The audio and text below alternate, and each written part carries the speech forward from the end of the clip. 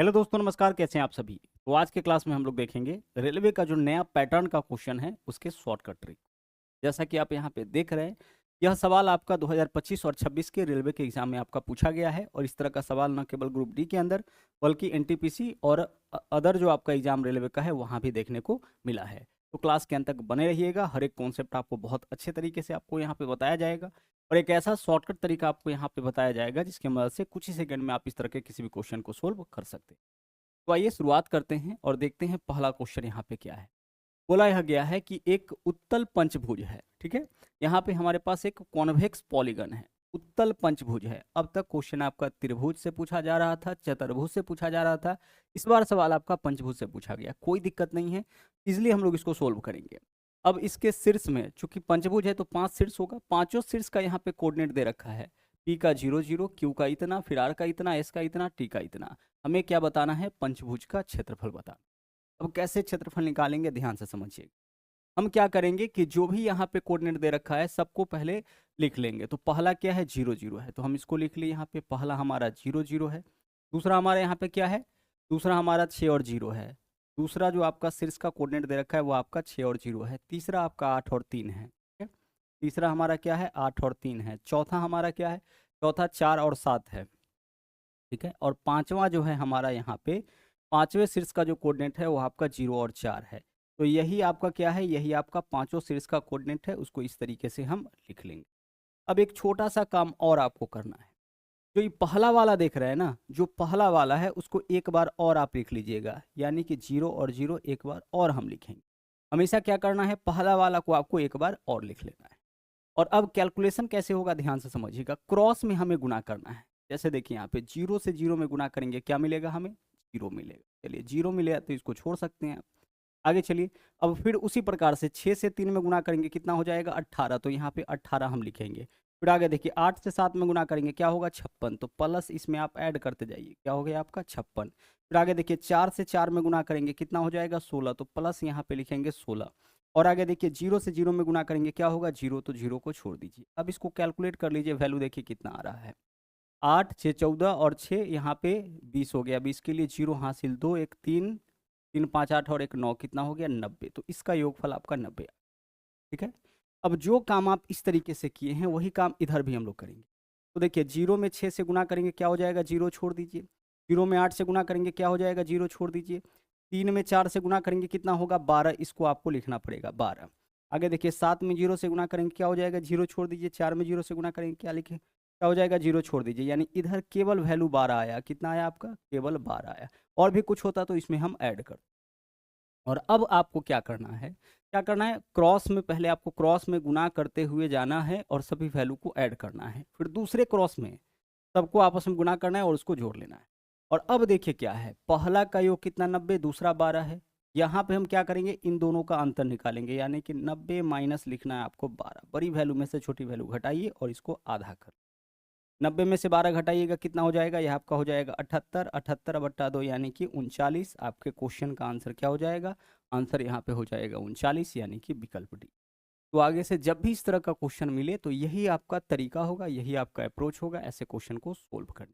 ठीक है, और आगे देखिए, यहाँ पे समझते हैं अगले क्वेश्चन से। हाँ, एक चीज और देखिए, यहाँ पे पहला कोऑर्डिनेट आपका 0 0 किए हुए था। अगर नहीं होता तो हम इसको 0 0 बनाते।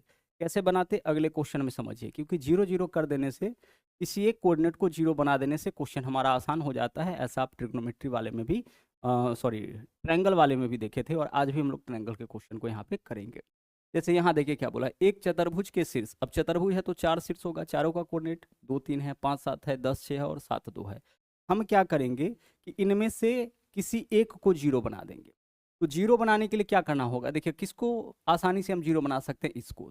0 बनाने के लिए क्या करना पड़ेगा? 0 बनाने के लिए देखिए, पहला x का मान होता है, दूसरा y का मान होता है। तो x के मान में से 2 घटाना होगा, y के मान में से 3 घटाना होगा। तो पहला कोऑर्डिनेट हमारा 0 0 कब हो जाएगा? जब हम x के मान में से 2 घटाएंगे और y के मान में से 3 घटाएंगे।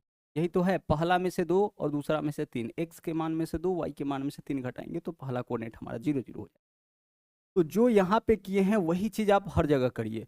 क्या करना पड़ा, x के मान में से 2 घटाए हैं और y के मान में से क्या किए, 3 घटाए हैं। तो यही काम सब में करिए। अगर यहाँ x में से 2 घटा देंगे तो क्या हो जाएगा, 5 - 2, यहाँ पे 3 हो जाएगा। ठीक है, क्या हो जाएगा आपका, 3 हो जाएगा। और y के मान में से 3 घटाना है तो 7 में से 3 घटाएंगे कितना हो जाएगा, 4। तो यहाँ पे 3 4 हो गए। आगे देखिए अगला वर्टेक्स है, x के मान में से 2 घटाइए, y के मान में से 3, तो 10 में से 2 घटाइएगा कितना हो जाएगा, 10 में से 2 घटाइएगा यहाँ आपका 8 हो जाएगा। और 6 में से 3 घटाइएगा तो यहाँ पे 3 हो जाएगा। आगे बढ़िए, लास्ट वाला देखिए, यहाँ पे x के मान में से 2 घटाना है तो 7 में से 2 घटाएंगे कितना हो जाएगा, 5। और y के मान में से क्या करना है, 3 घटाना है। तो 2 में से 3 घटाइएगा तो क्या आ जाएगा, -1। तो यही आपका चारों कोऑर्डिनेट यहाँ पे बन गया। हमेशा क्या करना है कि किसी एक को आपको जीरो बनाना है। जीरो बनाने के लिए क्या करना पड़ा, हम इसको जीरो बना दिए। तो जीरो बनाने के लिए x के मान में से 2 घटाए, y के मान में से 3 घटाए। तो जो काम आप इसके साथ किए हैं वही काम बाकी सभी के साथ करिए। सब में x में से 2 घटाइए, y में से 3 घटाइए, x में से 2 घटाइए, y में से 3 घटाइए, x में से 2 घटाएंगे, y में से 3 घटाएंगे, और इस तरीके से लिख दिए। अब क्या करना है, फिर से जो लास्ट वाला कोऑर्डिनेट है उसको दोबारा आप लिख लीजिए। इससे क्वेश्चन आपका बहुत ज़्यादा आसान हो जाता है। और अब क्या करना है, अब तो आपको तरीका पता ही है, चाहे क्वेश्चन त्रिभुज से रहे, चतुर्भुज से रहे, पंचभुज से रहे, पैटर्न हमारा वही रहेगा, तरीका हमारा वही रहेगा। क्रॉस में गुना करिए, देखिए 0 से 4 में गुना करिएगा क्या हो जाएगा, 0, छोड़ दीजिए, 0 आया, छोड़ दीजिए। फिर देखिए 3 में 3 से गुना करिए, कितना आ गया, यहाँ पे आ गया आपका 9। फिर आगे देखिए 8 में -1 से गुना करेंगे कितना हो जाएगा, -8। तो इसमें हम लोग ऐड करेंगे, क्या ऐड करेंगे, 8 - 1 यानी -8। तो यहाँ तो माइनस ही हो जाएगा ना, यानी कि माइनस क्या हो जाएगा, ऐड। क्रॉस में गुना करके इसमें जोड़ते हैं तो 8 गुने -1 क्या होगा, -8। तो 9 प्लस -8 यानी कि -8 ही होगा। और आगे देखिए 5 में 0 से गुना करेंगे 0, यानी कि पहला जो क्रॉस है उसका वैल्यू हमारा क्या हो गया, 1। 0 में 4 से गुना 0, छोड़ दिए। 3 में 3 से गुना 9, 8 में -1 से गुना क्या हो जाएगा, -8। तो 9 - 8 क्या हो गया, 1। 5 में 0 से गुना, हाँ 0 आएगा, उसको इसमें ऐड करके भी क्या कर लीजिएगा, आपका 0 किसी संख्या को ऐड करिएगा 0 ही रह जाएगा। अब सेम चीज़ इधर से देखिएगा, अब ऐसे ऐसे चलेगा। 0 में 3 से गुना क्या हो जाएगा, 0, छोड़ दीजिए। 4 में यहाँ पे देख लीजिए, 4 में कितना से गुना करेंगे, 4 में हम यहाँ पे 8 से गुना करेंगे, कितना हो जाएगा आपका 32। तो यहाँ हम लिखेंगे 32। अगर देखिए 3 में 5 से गुना कितना हो जाएगा आपका, 3 में 5 से गुना करिएगा 15। तो 15 यहाँ पे हम लिखेंगे, ऐड करेंगे इसमें 15। और आगे देखिए -1 में 0 से गुना 0 हो गया। तो 32 और 15 कितना हो गया आपका, 47। तो एक वैल्यू हमारा 47 आया, एक वैल्यू 1 आया। अब हम क्या करेंगे, जो बड़ा वैल्यू है उसमें से छोटा वैल्यू घटाएंगे। इस दोनों में से बड़ा वैल्यू में से छोटा वैल्यू घटाएंगे और इसको हाफ कर लेंगे। 47 - 1 46, 46/2 कितना हो गया, 23। यानी आपके क्वेश्चन का आंसर यहाँ पे क्या हो जाएगा, 23 वर्ग इकाई हो जाएगा। जब एक दो बार आप इन चीज़ों को करिएगा ना तो आपके लिए क्वेश्चन एकदम आसान हो जाएगा। पहले स्टेप में हम क्या किए कि किसी एक को 0 बना देना है, जिसको भी आप आसानी से बना सकते हैं। तो पहले कोऑर्डिनेट को हमें लगा कि हम इसको आसानी से 0 बना सकते हैं। x के मान में से 2 घटाना है, y के मान में से 3 घटाना है। तो ये हमारा 0 0 हो गया। उसी तरह से सबके x के मान में से 2, पहला हमेशा x का मान, दूसरा y का मान होता है। तो सबके x के मान में से 2 और y के मान में से 3 घटाए, तो इस तरह से वैल्यू हमारा आ गया। अब हम क्या करेंगे, जब ऐसे चलेंगे तो सबका इस तरीके से क्रॉस में देखिए 5 में 0 से गुना करेंगे क्या हो जाएगा, 0। तो क्रॉस में जो है हम क्या करेंगे, गुना करेंगे और गुना करके उसको आपस में जोड़ते हुए जाएंगे। तो 0 में 4 से गुना करेंगे 0, छोड़ दीजिए। फिर 3 में 3 से गुना करेंगे क्या आ गया, 9, यहाँ पे लिख दिए। 8 में -1 से गुना करेंगे क्या हो गया, -8। तो 9 प्लस -8 यानी कि -8 हो जाएगा। फिर 5 में 0 से गुना करेंगे 0, तो 0 को छोड़ दिए। 9 - 8 ऐसे ऐसे वाला का योगफल कितना आ गया, 1। अब इस तरह से चलिए, 0 में 3 से गुना, 0 छोड़ दीजिए। 4 8 32, 32 लिखे हैं। देखिए 3 5 6 15 प्लस 15 के -1 गुना 0, 0 आ रहा है, छोड़ दिए। अब 1 का वैल्यू 47, 1 का वैल्यू 1 आ गया। दोनों का अंतर जो भी होगा उसका आधा करेंगे, यही हमारा क्या हो जाएगा, इस क्वेश्चन का आंसर हो। अब चलिए एक क्वेश्चन आपका ट्रायंगल से भी पूछा गया, तीनों से सवाल आपका पूछा गया। ट्रायंगल से हम आपको बता चुके हैं पहले भी। आइए इसी मेथड से ट्रायंगल को भी हम लोग सोल्व करते हैं। अच्छा, बोला क्या है कि एक त्रिभुजाकार बगीचे के शीर्ष का, 3 शीर्ष होगा ABC, तीनों का निर्देशांक यहाँ पे दे रखा है, 2 3 8 11 और 14 7। अब बोला है एक भूदृश्य डिजाइनर इस त्रिभुजाकार क्षेत्र के ठीक आधे हिस्से पर फूल लगाना चाहता है, तो फूलों से कितना हिस्सा ढका होना चाहिए। आधा हिस्सा पे देख लीजिए क्या बोला है, ठीक आधे हिस्सा पे, यानी कि इसका हम क्षेत्रफल निकालेंगे और उसके बाद उसको क्या कर लेंगे, आधा। पहले हमें इसका क्षेत्रफल निकालना पड़ेगा, फिर आधा। तो पूरे त्रिभुज का पहले क्षेत्रफल निकालते हैं। तो हमें क्या करना है कि किसी एक टर्म को 0 करिए। तो यहाँ देखिए फिर से, अगर हम इसको 0 करना चाहे तो क्या करना होगा, x के मान में से 2 घटाना होगा और y के मान में से 3 घटाना होगा, 0 हो जाएगा। तो यह हमारा 0 हो गया। जो पहला है वो हमारा क्या हो गया, पहला हमारा 0 हो गया। 0 0 करने के लिए क्या करना पड़ा, x के मान में से 2 घटाए, y के मान में से 3। ऐसा क्यों होता है, या कोऑर्डिनेट ज्योमेट्री के अंदर हम लोग को सीखने को मिला।